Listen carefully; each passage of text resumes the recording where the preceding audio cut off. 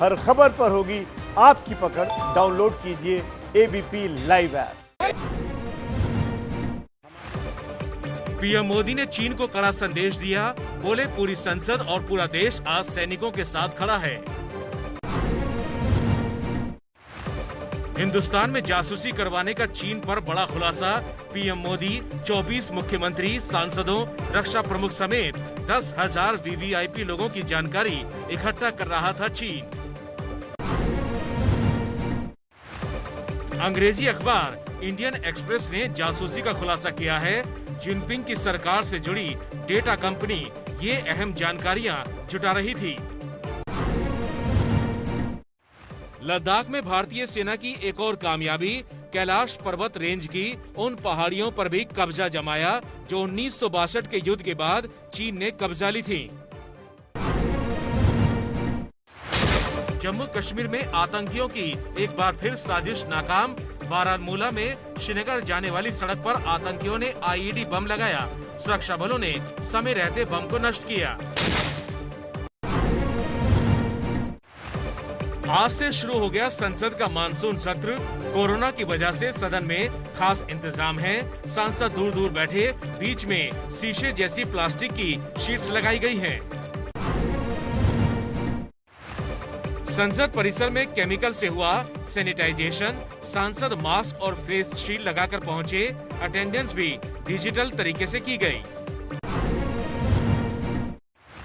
राजस्थान के टोंक से सांसद सुखबीर सिंह जौनपुरिया कोरोना संक्रमित हो गए हैं। सांसद सुखबीर ने पहले कीचड़ में बैठकर कहा था, इससे कोरोना नहीं होगा। संसद में प्रश्नकाल न करने पर कांग्रेस ने कहा, ये लोकतंत्र की गला घोटने की कोशिश। रक्षा मंत्री बोले, सभी दलों से चर्चा के बाद लिया गया है ये फैसला। देश में कोरोना ने अब तक 80,000 लोगों की जान ली है। कल 1100 लोगों की मौत हुई। अब देश में रोज 90,000 से ज्यादा नए केस रिपोर्ट हो रहे हैं। दिल्ली में आज 3,2500 नए कोरोना केस रिपोर्ट हुए, 26 लोगों की कोरोना से मौत हुई। दिल्ली में आज से जिम, फिटनेस सेंटर और योगा इंस्टीट्यूट खुल गई हैं। केजरीवाल सरकार ने शर्तों के साथ खोलने की छूट दी है। स्वास्थ्य मंत्री हर्षवर्धन ने कहा, अगले साल की शुरुआत में आ जाएगी कोरोना वैक्सीन। सबसे पहले कोरोना वॉरियर्स और वरिष्ठ नागरिकों को ये वैक्सीन दी जाएगी। अहमदाबाद में लॉकडाउन तोड़ने और मास्क न पहनने वालों पर ट्रैफिक पुलिस की सख्ती, अब तक 4 करोड़ का जुर्माना यहां वसूला गया है। कोरोना लॉकडाउन ने तोड़ी व्यापारियों की कमर। बेंगलुरु में किराया न दे पाने की वजह से 50,000 छोटे व्यापारियों की दुकानें अब हमेशा के लिए बंद हो गई हैं। जेएनयू की पूर्व छात्र उमर खालिद दंगों के आरोप में गिरफ्तार। दिल्ली पुलिस का दावा, जनवरी में दिल्ली में दंगों को भड़काया। एबीपी नेटवर्क का बड़ा खुलासा, दिल्ली दंगों का आरोपी संगठन पीएफआई साल 2012 से ले रहा था इनकम टैक्स में छूट। पीएफआई पर देश के कई राज्यों में दंगे फैलाने के आरोप हैं। यूपी के प्रयागराज में बीजेपी नेता ने घर के पास नशा करने से मना किया तो बीजेपी नेता की पिटाई हो गई।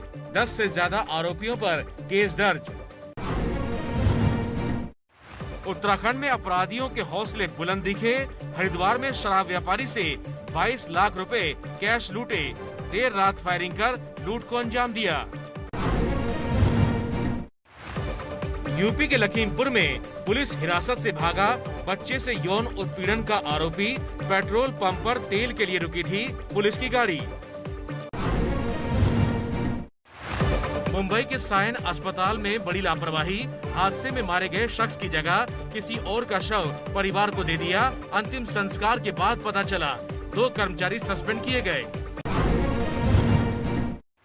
मध्य प्रदेश के रीवा में बड़ा हादसा हुआ। वाटरफॉल में पिकनिक मनाने गए 6 लोग बह गए, 4 लोगों की मौत हुई।